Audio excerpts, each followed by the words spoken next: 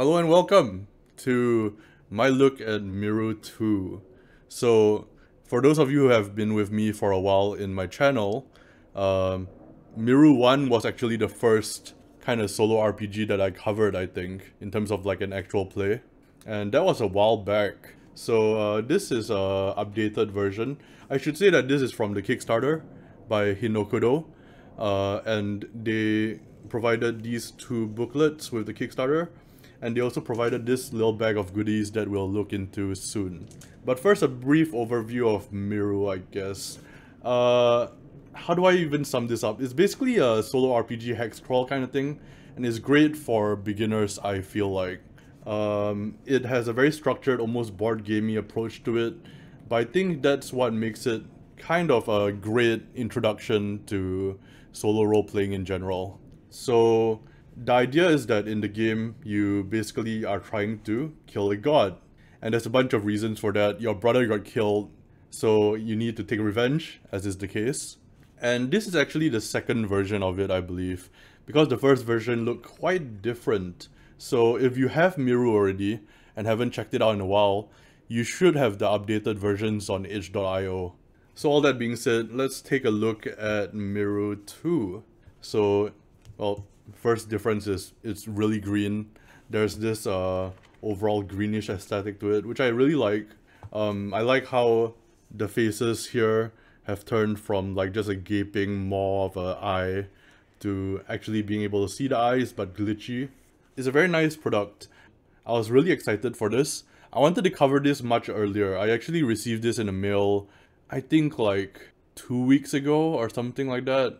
But I didn't cover it because I had some medical issues that I was working through, and I wanted to give this game the attention that it really deserved. When I actually finished MIRU 1 on stream, there were some recording difficulties. And as a result, I couldn't upload the whole thing to my YouTube channel, which I think was a shame. But yeah, enough like waffling about, I guess. Let's get into MIRU 2. So I have not actually read any of this yet, so this will be all new to me. So, to recap MIRU 1, your brother was killed by a robot. You ventured out into the unknown for justice and revenge. Along the way, you picked up valuable survival skills, weapons, and tools. You helped folks with quests, and hunted down a variety of treasures, and you narrowly escaped death a number of times, and actually died a couple times too. After weeks of trials and tribulations, a giant machine awakened and began to roam the wilderness. That machine was what you blamed for your brother's death. Eventually, you confronted it, and through sheer luck and determination, you came out on top. You killed the last god. With your mission complete, you went back home. But after arriving in the village, you discovered that your people have migrated east to survive. You realized soon after that you did not actually kill the god, but only one of its bodies. The ground shook, and in the distance a second god machine appeared. With its eyes locked on you, it began to head in your direction. Fearing for your life, you started running east. MIRU 2 begins 1 day later. So, they have a question here. Did you play MIRU 1? Yes. I get all the same stats and items I ended MIRU 1 with.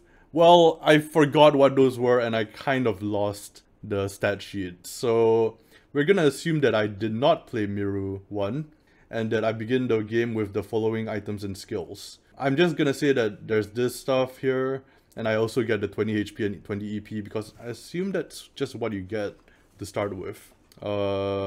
Should be the case. Okay, so let's actually write this down. We'll get into this later on, but firstly let's write down our tools and weapons. So we have 5 bit lifts, which is, I believe, the currency. 5. We got 1 solar powered taser. We have a laser sword. I remember using that to kill the god, actually. I remember it being very lucky, and I almost died. Actually, the creator Hinokudo was in the chat when I actually killed the god, and they were betting on me not surviving the encounter. So yeah, I got really lucky. Sleeper's leather jacket. What else do we have? We have 3 meal bars, 3 fruits, TS1, TS2, and TS4 at level 3. That would be, so TS1, TS2, and TS4 at level 3. So I think I'm just gonna mark this off like so. 15 EP and 15 HP. So that's what I'm saying. I think I'm gonna start with 20 HP and 20 EP just because I actually did play MIRU 1. So we're gonna start with that. I'm gonna cheat basically. I don't think it's cheating. I think it's fine. Let's see, health and energy. Okay, so normally you would place like a die on here, but I think I'm just going to write it down actually. So it's gonna be 20 and 20. All right, cool. So we'll go over the basics of play again. Well, not again, but like I played the first one a while back, so I will have forgotten a lot of stuff. This is a solo first analog horror game. You'll be drawing a map while you explore the wilderness and survive dangerous situations. All the rules are here in this guide, but if you become lost, trust your gut feeling. Okay, so materials to play. You need this stuff. And guess what? It also came with this bunch of goodies. So we're gonna dump those out. Let me just close this for a bit here. Let's just dump these out. There we go. Nice. Okay, so we have a bunch of dice. We have a bunch of tokens and a bunch of these little stones that I'm assuming are used to just track things or track where you are, that kind of thing. So let's just arrange this nicely here. Oh, I really like this one. Check that out. It's really pretty. Yeah, we will just use these to track our stuff. We got some dice here. Put those there for the moment. And we also have these tokens. Do these fit in here? That's probably for the god, I'm assuming. I'm not sure. So we'll just place these over here for the moment. There we go. You know what? Maybe we should use these to track the health and the EP in the spirit of the game. So I'm just gonna get to 20 and 20. We're gonna put it right there. Okay. Alright, so we also have some dice. Very nice. Okay, so that's everything we need. We have a map as well. We have a character sheet. And they require a pen or pencil. We have a pen that is erasable. It's a friction pen, so we're good to go. So setup. Refer to page 1 for character setup. Place both of your D20 above the health and energy section of your character sheet. So we have those there. The game begins on any tile in column 1 on the map. Face the map so the compass points north. So I have a printed version of the map right here. There we go. So begin on any tile in column 1 of the map. So it's like here. North, south, east, west. So we got that. And begin day 1 by rolling for the terrain and the weather. The win condition is killing the god. So multiplayer, there's multiplayer as well in that you can divide up the tasks. Death. If you ever hit 0 HP, you die. So to continue, go to page 45. And I remember talking to Hinokodo about this. This I think is the roguelike kind of feature of this game, where you can continue after death. I'm not sure yet, so I won't find out until I actually die. There's also a calendar that keeps track of, like, you know, the days and also events that happen. So we're on day 1. Let's actually take a look at the money of MIRU. A billionaire tried to create a digital currency in the 2040s. He promoted it by printing a large amount of physical gold coins that represented the digital money, but it just confused everyone. Now they're mostly traded with collectors, often with outsiders who brave the dangerous wilderness. Everyone calls these coins bitlifs, or bits for short. This is their symbol. Consequences. After completing some events, you may earn a consequence badge. These open alternative paths that events may take because of the weather or your actions. So is this it? Not sure. Only take the alternate paths if you've earned a badge, otherwise ignore them. Oh wait, I don't think that's it, actually. I think it's these things here. Yeah. That should be it. Corresponds to this. Okay, cool. Exploring the map. Yeah, I think we're gonna go through this as we are actually playing. I'm gonna take this one. We're gonna start us off in the middle here. And I'm gonna roll for terrain and for weather. So firstly, terrain. So what I'm gonna do is... Okay, so there's weather for each kind of terrain, I'm assuming. So I'm gonna roll 2 dice and the green one is going to be the terrain, and the black one is going to be the weather. So I'm just going to roll those. 2 and 5. Okay. So we got the forest, which is page 10. And the weather is no adverse weather, so we're fine. So we're in the forest. Eyes are everywhere. The treetops are so thick, the sun barely peeks through the leaves. You can hear the animals move around in the shadows, watching you and whispering. Okay. So I believe from here normally you will roll an event, but for the first day I don't think we will. We'll just mark this down as forest by drawing onto the map itself. So let's do that. Let's just draw a forest in this area here. Just gonna draw a little forest. Doesn't need to be anything too fancy. Okay, there we go. So we start off here, and now we can move in any direction. So we're heading towards the east. So I think we're going to move into the northeast hex. But that's going to be the first day essentially done. So we're going to move on to day 2 here. And we're actually going to get a god event. So I'm going to read that out. Complete a typical day and return to this page when you camp for the night. Okay, so I'm actually going to cross these out actually. I think I'm just going to cross these out. That's going to be a little bit easier for me. So let's see, move to a different tile, roll 1d6 to determine the terrain, roll 1d6 to determine the weather, roll 2d6 to determine the event, roll 1d6 to clarify some events, survive the event, camp for the night, find the icon's event, find the encounter event you rolled. Okay, so I think we're just going to start doing this on the second day. We're going to move, as I said, to the northeast here.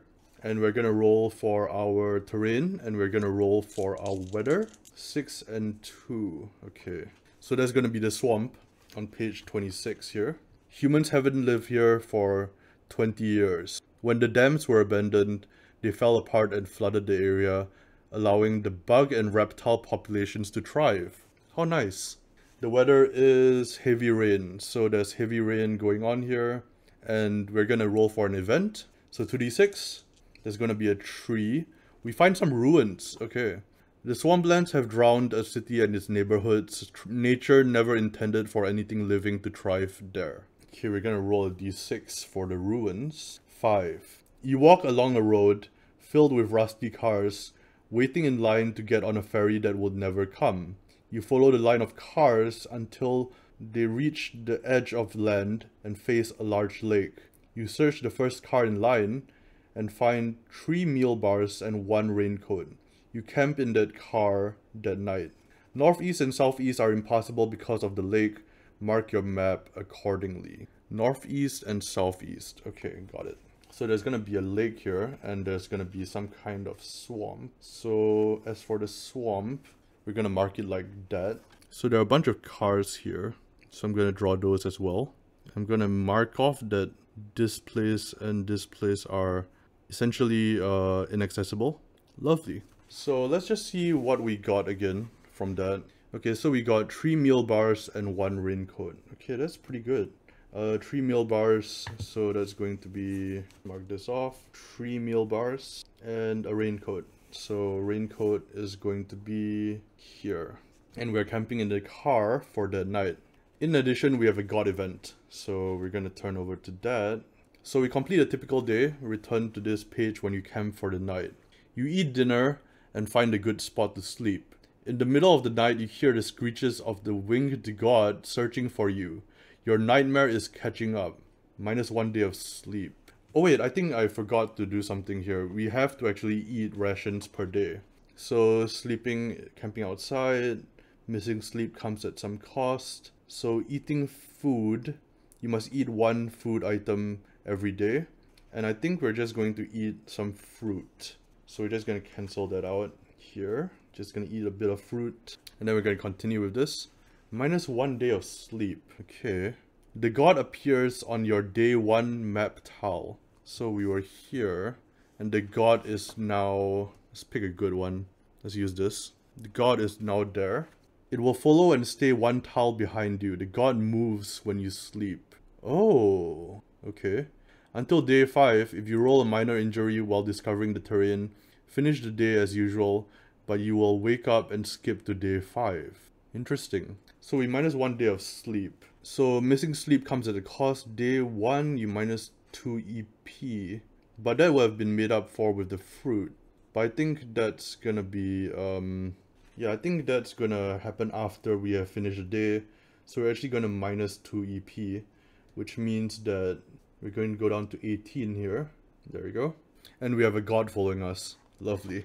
So we can't go to the northeast or the southeast. So we kind of have to just go either north or south. We shouldn't be going back, I think. Yeah, let's keep going. So, let's go towards the north, since the god is right behind us. Let's see what we got. Got 3 and a 3. And that's going to be, let's see, the mountains. So, actually, I did not actually check what the weather does. Okay, that's good to know. So rain, snow, winds, and fog does affect things. So we got 3 and a 3, which means extreme winds, which means that we get minus 1 attack. And it also means we cannot sleep at night. We minus 1 day of sleep. Oh, that's bad. Okay, let's see what kind of events happen in here. 3. We find some ruins again. Okay, so the mountains, the echoes of a simpler life. Outside the remains of urban centers sits a rocky and dangerous landscape. The rise of elevation causes the weather to behave increasingly more erratic. So we find some ruins. This hilly landscape hides beauty and secrets of the old country life. 2.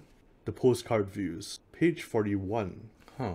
Okay, let's flip there first. Page 41. So that'll be R2. I think I'll have to look at what this icon actually means. It should be listed here somewhere. Oh, if it's harsh snow, then that happens. Okay, cool. So that doesn't happen to us because we only have extreme winds. You hike along the edge of a small mountain. You follow a little trail, and along the way you pass some sheep and a beautiful fruit tree. You take 3 fruit for later and keep hiking. Okay, it's gonna go up to 5. Eventually you find a flat rock to sit on, and you look out over the edge, and below you in the valley, you spot a nice little river flowing. You notice a few unique birds you've never seen before. You ponder about all the strange things you've seen these past few weeks, and how wild it is that you never left your village before now. Everyone was so content with their lives. To push back against the bots that ran the village would have been foolish, they thought. Now here you are. Interesting. Okay, so we found a little trail and we found some beautiful sights. So we're gonna mark that down accordingly. We're going up here. We cannot sleep for the night, which is kind of bad. And that means that since we can't sleep for the night and it's day 2, we minus 4 EP. So we are going to recover some of that. But we're only going to be able to recover 2 of that. So we actually do go down to 16 EP because we're going to be eating some food. There we go. So we're going to eat some fruits. Hopefully that will help us a bit. And hopefully we can get some sleep soon.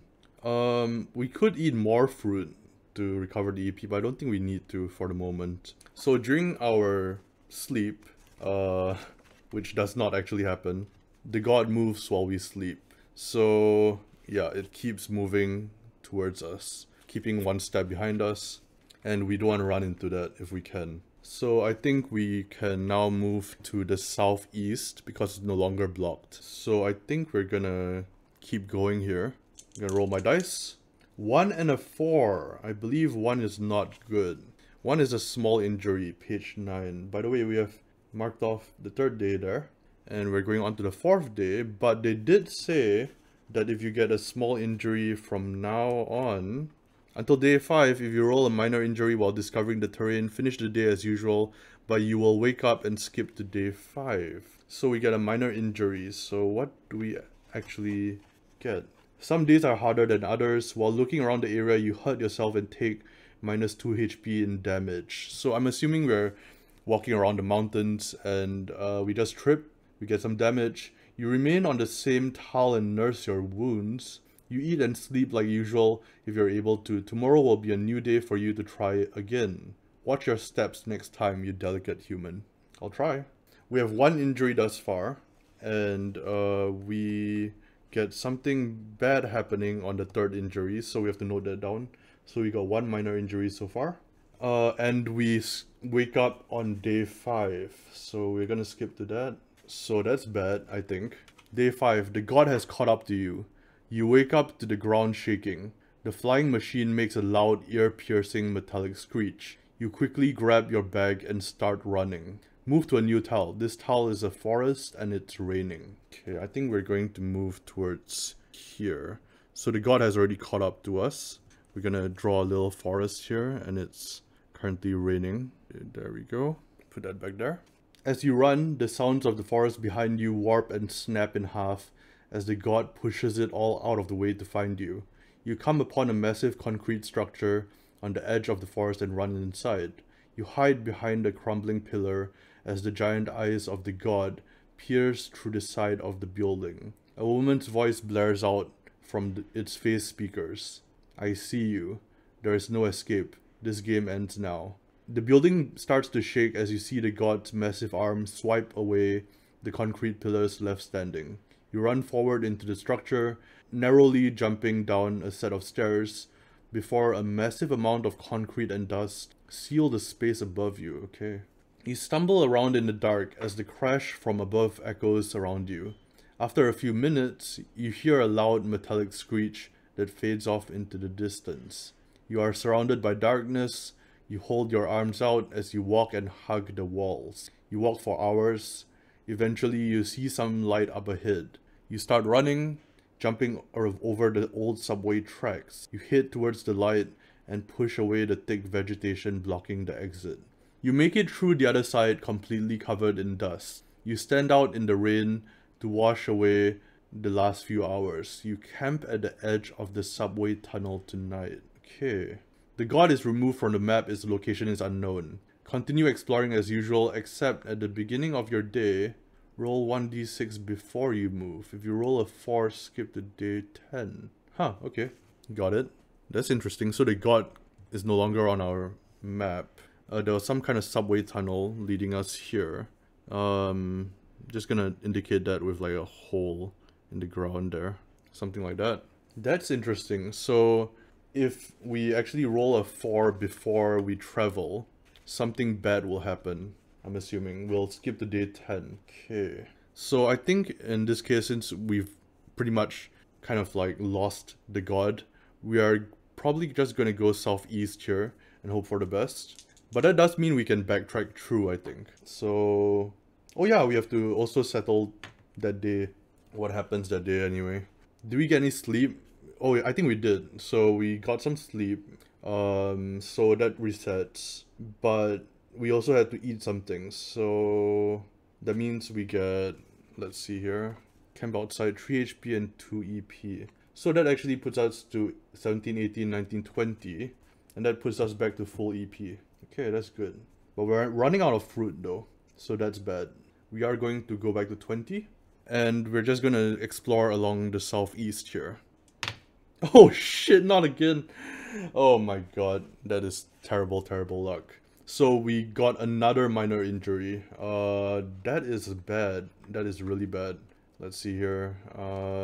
So that's a small injury. Oh, I forgot to minus 2 HP previously. But we will have recovered that anyway, so it's fine.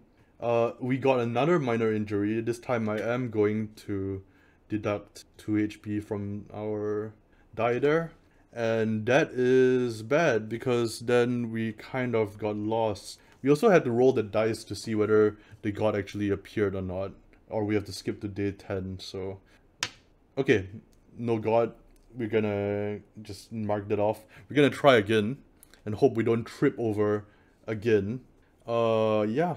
But let's actually sleep here for the night. So we are going to end up using some fruit, and we are actually going to recover back to full.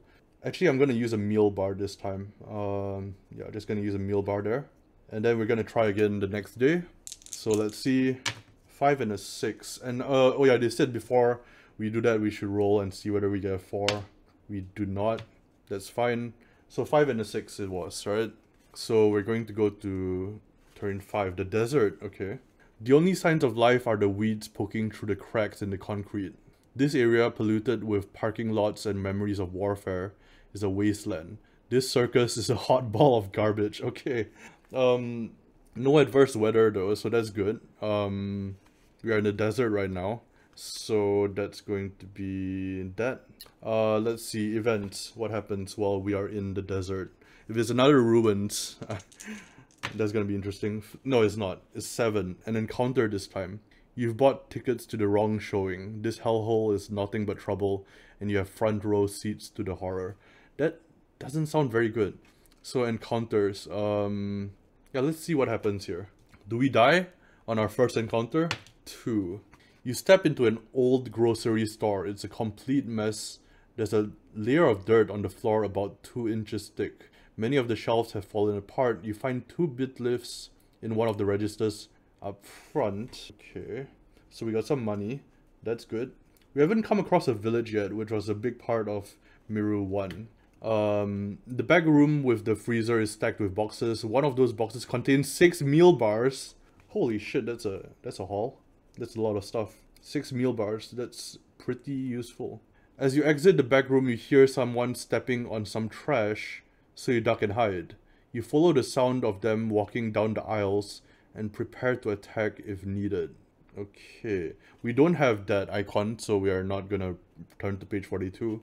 After a few intense minutes of waiting silently, a helper F2 walks into the store blasting. There's no escape from me on its speakers. It looks at you directly and blasts it a second time, then it exits the store. You turn around to see an android with 4 eyes running full speed at you. Oh, that's bad. So we're gonna get into combat for the first time. So we're gonna go over the combat rules here. This is probably bad. We don't have much. So combat and survival. Combat is turn-based. Enemies always go first. Attack minus defense, which we have. How much defense do we have? We have a sleeper's leather jacket, right? And we also have let's see here. Yeah, we have sleeper's leather jacket and a raincoat. Raincoat negates rain effect, so that's good to know. Sleeper's leather jacket gives a +1 defense, but I think that's just the base you start with, so that doesn't really help us. Oh, we're so fucked. Attack minus defense is damage, so yeah.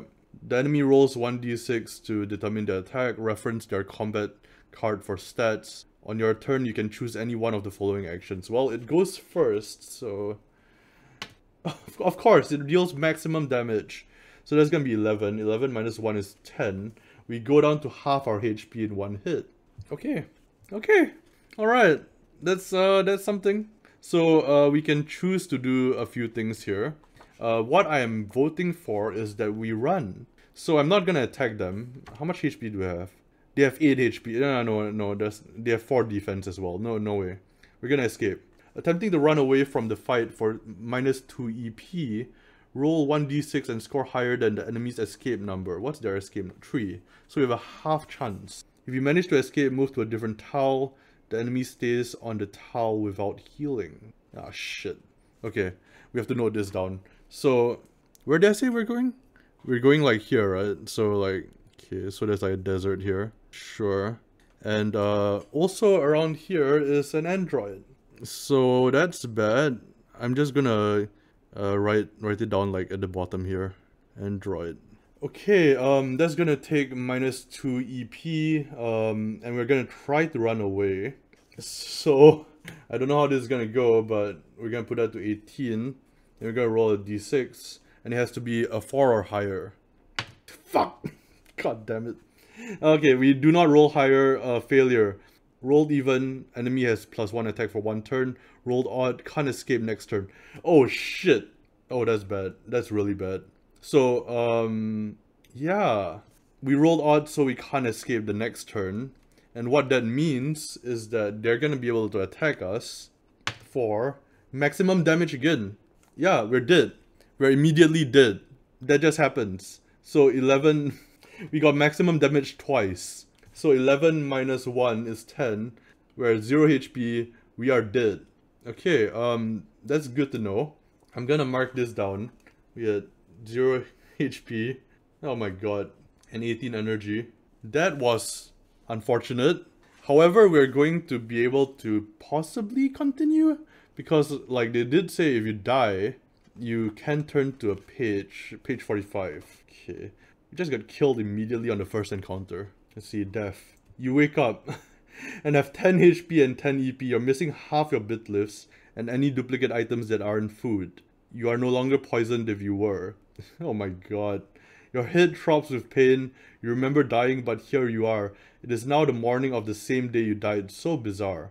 Any event you were attempting resets as if it didn't happen. Any enemies you face today have half their health rounded down. So, okay. So we're not actually dead, but we have 10 HP and 10 EP. Oh my god. So we lose like half our bit lifts rounded down. So we lose half of it rounded down, so that's -3. So we got 4 bit lifts left. We didn't have any duplicate items, so that's good. Okay, any enemies you face today have half of their health rounded down. So, it's the same morning. I know we're in the desert, so I'm just gonna roll for the events, essentially. So let's roll that. 8. We got another encounter. Okay, oh god, if I get the same... if I die again, this is gonna be bad. Let's see. 5. Let's see. The moving beetle. You pass by the campsite of a traveling adventurer. They're hunting down bit lifts and are willing to trade these items. This shop has limited quantities and does not buy items from you. We don't have anything though. Ah shit, we don't have enough money to buy anything because we lost half our money. Oh man. So we can't buy anything. So we do find like a shopkeep, but we don't get anything out of that. We are going to eat one of our meal bars, which means plus 2 HP, plus 5 HP because we're sleeping, plus 3 EP because we're sleeping as well. So that's going to go up to 15 and plus 3, so that's going to be 13 if I can find it. There you go. Alright, we're recuperating, which is good. Yeah, so that's the 7th day done. I really want to find a village somewhere. Let's go towards the southeast, why not? I have a feeling we should be going towards the east, so we've already died once, so that's interesting. We're gonna... Okay, 2 and 1. Luckily I said that the green die was the terrain. I thought we tripped again. That's going to be a forest, and that's going to be heavy rain. But the rain doesn't matter because we have a raincoat. Okay, so we're gonna get an event. And we're gonna get 3, which is nothing. But we do find some fruit, which is nice. And we're gonna eat one of those fruit. So we're gonna get, let's see here, a total of 4 HP and 4 EP. Okay, so we're gonna go up to 19. Okay, so we're recuperating, which is nice. 19, and we're gonna go up to 19 as well here. Okay, we're gonna mark off a day there, and we're gonna draw the forest. So we don't find anything there, which is kind of good. I was hoping we wouldn't get into another encounter and just die again. Alright, so we end up here. We are dangerously close to the 10th day, but we're gonna keep going. Yeah, we're gonna just keep going. So we're going to go towards the northeast this time, serpentine fashion. So we're gonna roll that. 3 and a 1. Okay. We roll up the mountains and there's harsh snow. Alright. That's gonna be a 6. Ruins. Okay. 2. Nature has decided. The weather is calm for a stretch of time, but the sky is dark and ready for trouble. You are hiking up the edge of the mountainside and can't shake the suspicious feeling that something is following you. The sounds of animals in the brush nearby have you paranoid. At the peak of this anxiety, you hear an odd rumble.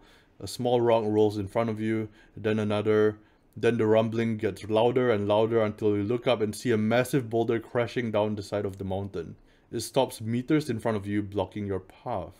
We don't have that, so you spend the rest of the day hiking back to the tile you came from. This path is impassable. Camp on the previous tile, try another tile tomorrow. Okay. Okay, so there's like a large boulder kind of just blocking the way here. So that's impassable. Okay. So we're going to go back here, we're going to rest up. We're going to eat some of our meal bars and we're going to recuperate fully to 20, which is always nice. Put that there and there. And we're going to remove one of our meal bars. And that's another day gone. The next day will be the god event, so I'm not sure what we need to do to prepare for that, but I don't think we have much.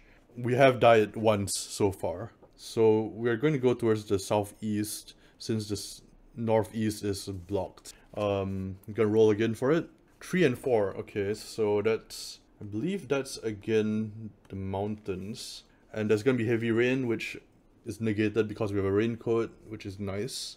Events. 7, ruins. Okay. 2. So the thing is, if an event is repeated, then you just go to the next one, I think. So I'm just going to say on an odd is gonna be the one before, on an even is the one next. So it's odd, so it's gonna be the sparks of life. Exhausted from your hike up. Oh wait, that's an encounter. Oh no, I messed it up. I think the previous time we rolled this, I rolled a encounter instead of a ruin. Whoops. Oh well, it's fine. So we got 2, which we've also done already, so we're gonna go to the dig site. You find an android obsessed with archaeology. He's convinced a few friends to help him go on digging excavations. Okay. He looks you over several times and tells you it's surprising what a better atmosphere has done to the human form in even just a century. He also says you look like you haven't had a decent meal in ages. He gives you a small sack of tree fruit and tells you they are from a nearby orchard.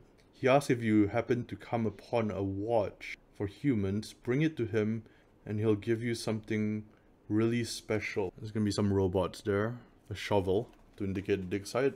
And yeah, we're gonna eat a meal bar, but they also give us some fruit, right? Tree fruit. So we're gonna go up to, let's eat some fruit. So we're gonna go up to 7 fruit -1, and we're just gonna essentially heal up. We're gonna move down here, and yeah, we're gonna finish up the day, and the next day is gonna be a god event. So let's see, day 10. Move to a new tile, roll for terrain and weather. 5 and 3. Okay. 5 and 3. Extreme winds. Okay. So we are in a desert with extreme winds. I'm gonna say we moved here. Okay, and there's a god event about to occur. As you're walking along a dirt path, someone wrapped from head to toe in a black cloth approaches you. She unwraps the cloth from her face and says hello. You may recognize her from your last weeks out and about. She tells you she's been following you for some time now.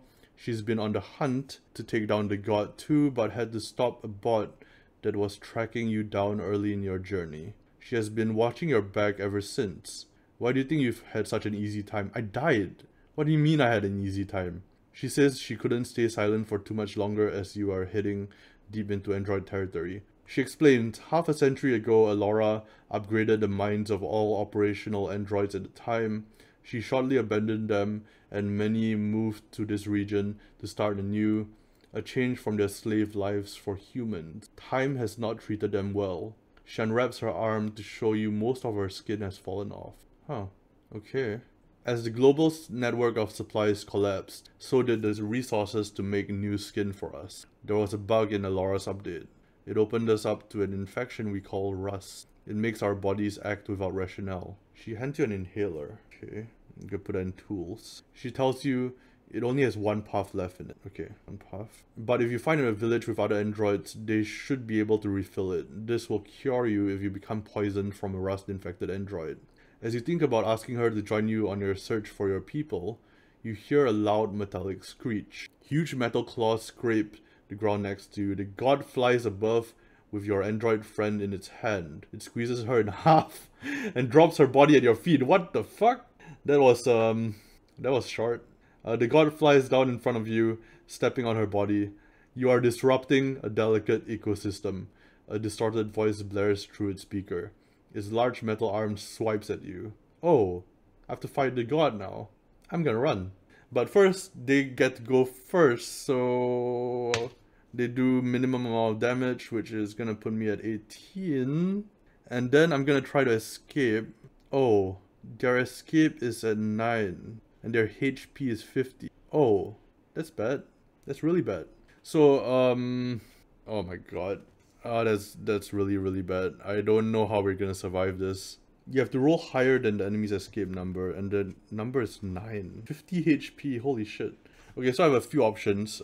Basic attack, tech skill, or escape. So I could use my tech skill, which we haven't covered yet, but basically tech skills allow you to do certain things during combat.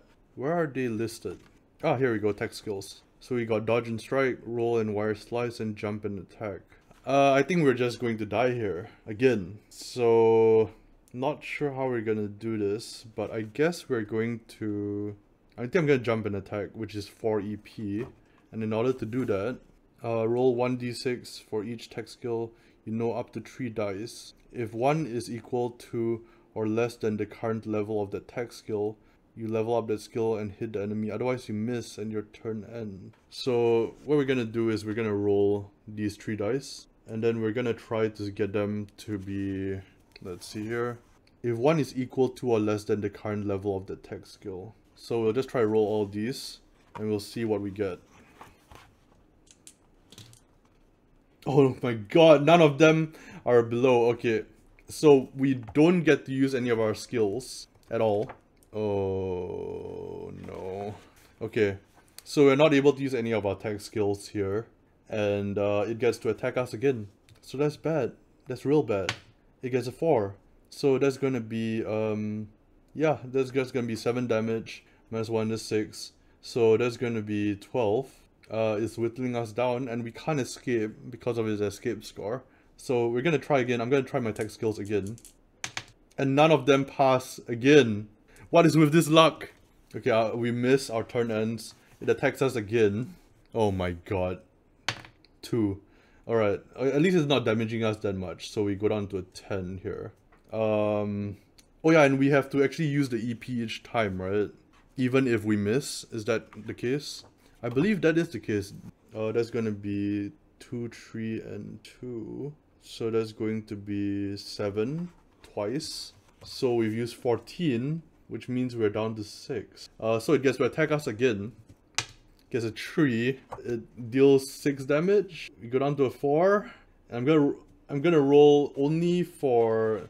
Let's see what skills can I actually use with 6 EP left. I guess I can do dodge and strike. No, I don't think.